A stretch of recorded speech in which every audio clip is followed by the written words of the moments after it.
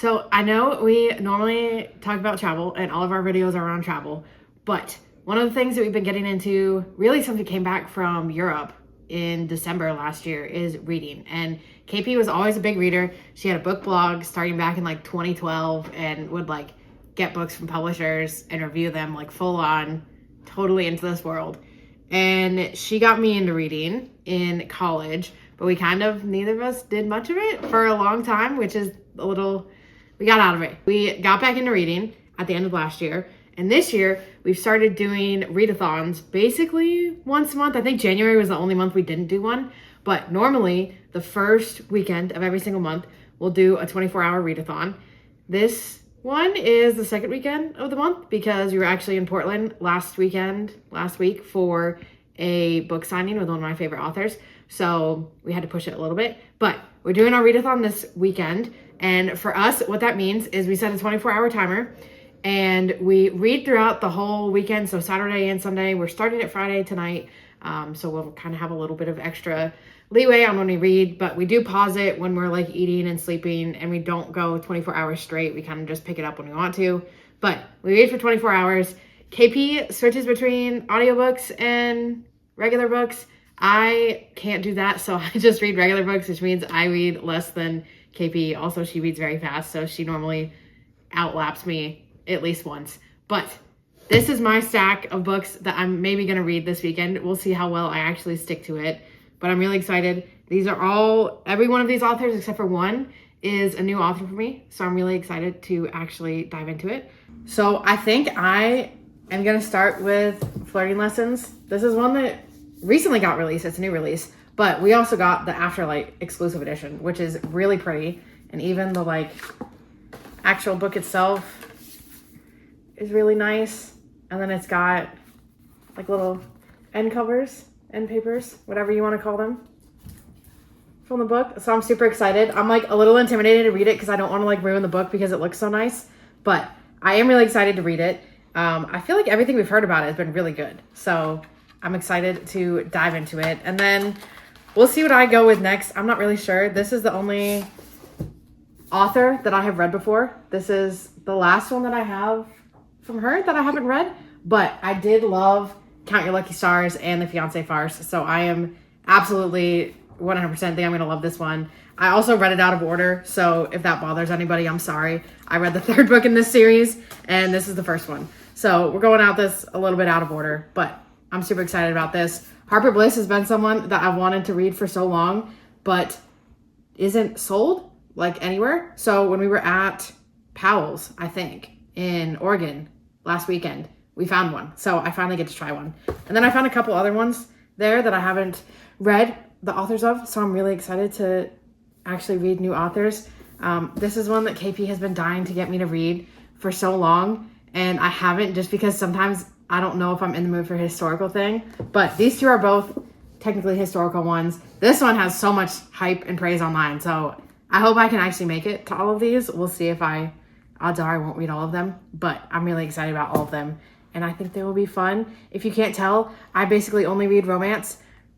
KP doesn't like that. She reads so many. She has like an entire different stack of genres. I have the same thing. My entire shelves are just filled with romance books. And it's what I like right now. So it's all I've been reading. I've wanted to read this one. Everything that I've seen online has said that it's good. I don't actually know that much about it. I've been trying to avoid actually like reading the back covers and synopsis for a lot of stuff. If people recommend it, I will most likely just pick it up and read it. So don't actually know what it's about. It's called Flirting Lessons, so I'm assuming at some point they get lessons in flirting. And the back covers have like different dates that it looks like they go on. So I'm assuming that's where this book is going. Here's a look at my stack. As you can see, I read very different things than Jessie. So I have like horror books. It is not a readathon for me unless I have a free to book. And then I also have some paranormal romance this time. It is the start of technically day 2 of our readathon. We literally got like an hour in yesterday before we stopped. So we still have like 23 hours left. I got like 70 pages into flirting lessons, I think. 63 pages into flirting lessons. KP, I think, got over 100. No, she's at 70. 78. 79. So we're going to pick up where we left off, start the timer back up. It's a little after 10 o'clock right now. So we'll see how far we get today before we stop the timer and pick up again tomorrow. Okay, so we're about 2.5 hours in, and I just finished my first book. I read Patricia Wants to Cuddle, and this was so good. I gave it 5 stars, which Jesse knows that I don't give that many books 5 stars, but it kind of reminded me of the TV show Unreal, which is a show that basically like broke down all the chaos behind a reality dating TV show. So in this book, we basically follow these 4 finalists on their own reality dating show, and we get all of their different points of view, which was pretty cool. And they all go to the PNW for the basically final part of the show, but they went to this place that a whole bunch of crazy stuff happened in, like 30 years ago, 20 years ago. And while they're there, of course, all of these events kind of start to happen again. So we're kind of like seeing all of the different things kind of like line up through these like online Reddit forums of people talking about what happened, 25 years ago, and then how that kind of like lines up with stuff that's starting to happen now. And it had like this whole Bigfoot storyline, and it was just very good, very quirky, very unique if you like that kind of stuff. I don't even know like what genre I would say this is, but it kind of fits within like quirky lit fic in my opinion. So yeah, gave it 5 stars. I'm trying to decide what I want to read next. I feel like honestly I might just stay on the horror-esque sort of path and potentially read Bury Your Gaze next, but we'll see. Okay, so I just finished Flirting Lessons, and I'm going to preface this by saying I give a lot of books 5 stars. I'm very easy to please when it comes to books, and I know what I like, and I stick to it, so I'm very rarely disappointed in it. But I really like this book. The beginning was almost giving like Iris Kelly Doesn't Date by Ashley Herring Blake, or even How You Get the Girl by Anita Kelly, with the like sort of teaching people how to flirt and date and stuff like that. But I really like how it went through and it talked about a whole bunch of like other life things, and it felt very well rounded, and I did actually like all the characters. So I really enjoyed that, and I think it was a really good book, and I think the hype definitely lives up to what I've heard online. So I would absolutely give that 5 stars, and I think if you like contemporary romance, it's a perfect book. Okay, so this book is about a girl who just gets out of a kind of longer term relationship with a guy and doesn't feel like she really knows how to flirt or talk to women, and she kind of wants to learn how to do it. So she runs into someone that she's seen at work doing different events and stuff like that, and knows that she's like top tier when it comes to flirting, and she's always dating people and always has people around. So they basically start doing these flirting lessons to teach her how to flirt, and it kind of evolves from there. But it was really good, and I think it kind of like almost was the fake dating trope without actually being fake dating, which I liked. So it was a good kind of mix of everything. Right now, I think we're just at almost about the 18 hours left in it. So that was about 6 hours for me to read it. I think KP's just about done with her second one. But I'm going to jump into the next one. I don't know what I'm going to read next, but I'm really excited to keep going. This feels like a hard choice, but I think I'm going to read Harper Bliss next. I really have high hopes for this book, and I have high hopes for Harper as an author, so I'm really hoping that I like this. All right, I just finished my second book. We have 17 hours and 25 minutes left. Also, if you hear anything, it's because Jesse is cooking right now. But I read Bury Your Gaze. I gave it 5 stars. It was so good. It felt very similar, honestly, to Patricia Wants to Cuddle. I really enjoyed it. I lost my whole train of thought now. The book was very similar to Patricia Wants to Cuddle, but also very different at the same time. It was, again, like very queer, campy horror. So if you're into that and you're okay with like a mix of psychological horror and body horror, then you would definitely enjoy this book. There was one part towards the end that like completely grossed me out. It very much reminded me of things from like American Horror Story, if you watch American Horror Story, or even Black Mirror. Like, I felt like a combination of both of those, because there were like some paranormal elements, some sci-fi elements. But yeah, it was very, very good. It was basically about this queer writer in Hollywood who was writing the show, and he wanted the 2 lesbian leads to end up together, but everyone at his production company was like, no, that can't happen.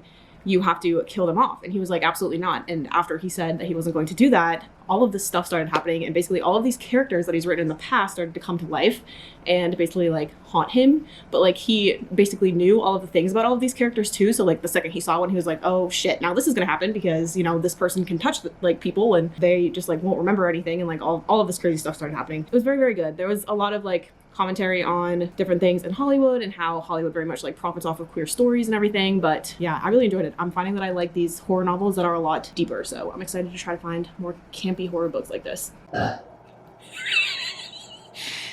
Sorry.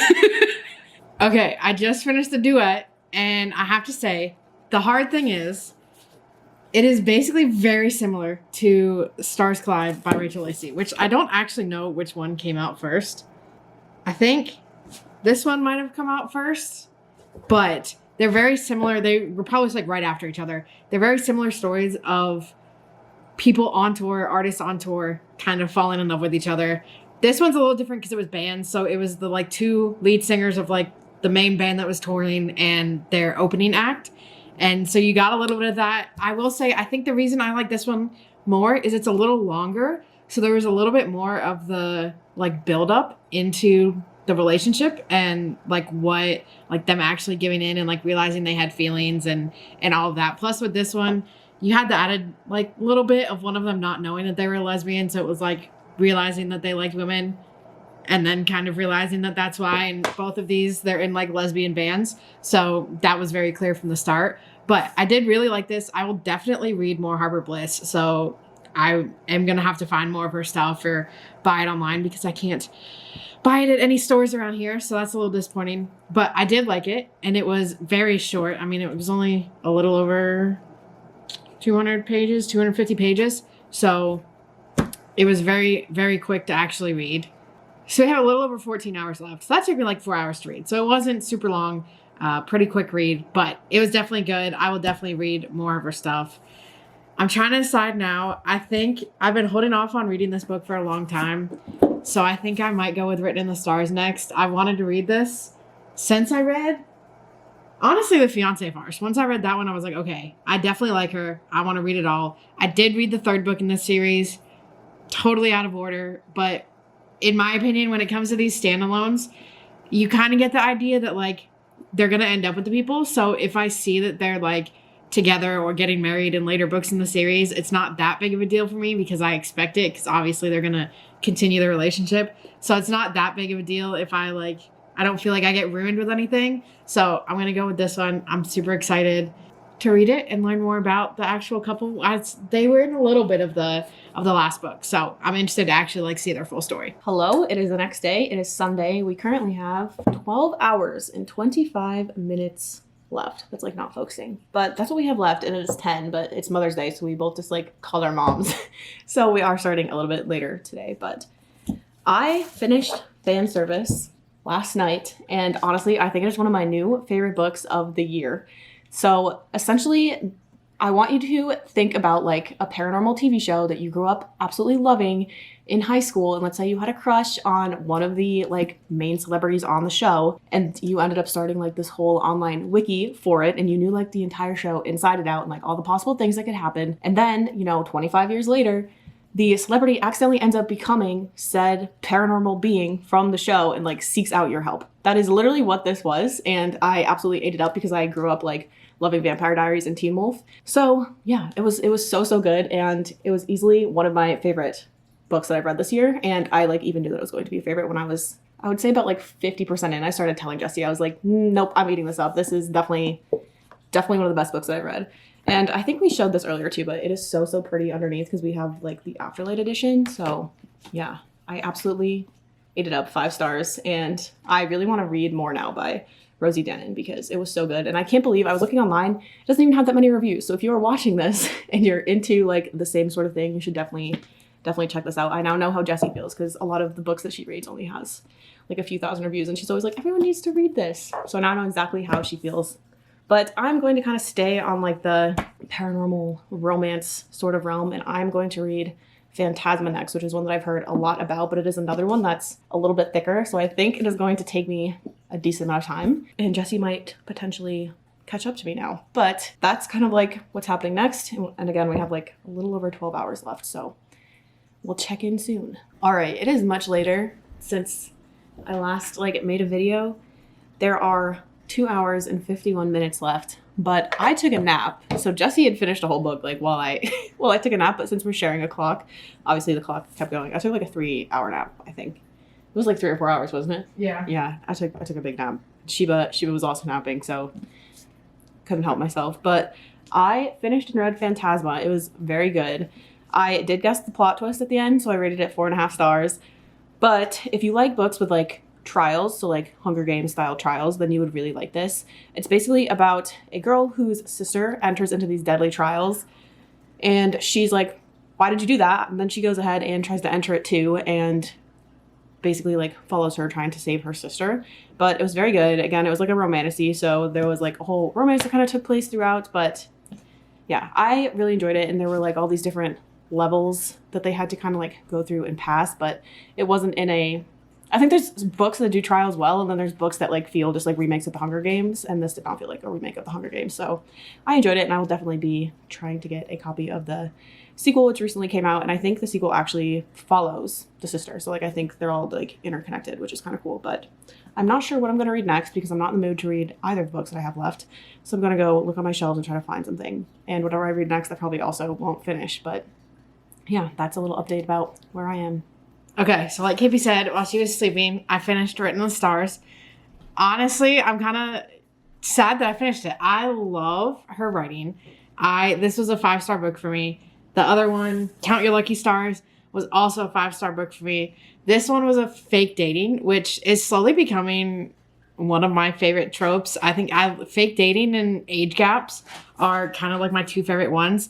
Basically, one of them is a, what's it called? She's not an astrologer. No. So basically one of them has, her and her friend have a like astrology social media thing that they're working on integrating with a dating app. And the guy who runs the dating app, his sister is the kind of love interest in this. So they go on a first date, on a blind date. It goes terribly, but then the sister is like, I'm done being set up by all of this. I just want to live my life. There's a whole bunch of things that have kind of led her to where she is right now. So she tells her brother that the date went well. It did not at all. And then it kind of leads into this fake dating thing. Obviously, with all fake dating tropes, you kind of know what happens and what falls into it. But I think even though the thing with romance is you kind of know what's going to happen. Like with all of these, you know the trope, you know what's going to happen. You know, ideally it's going to end in a happily ever after, because I haven't read a romance book where that doesn't happen. But I do think she writes so much like humor into everything that I just was like laughing the entire time and couldn't put it down. I've loved all the books that I've read of hers.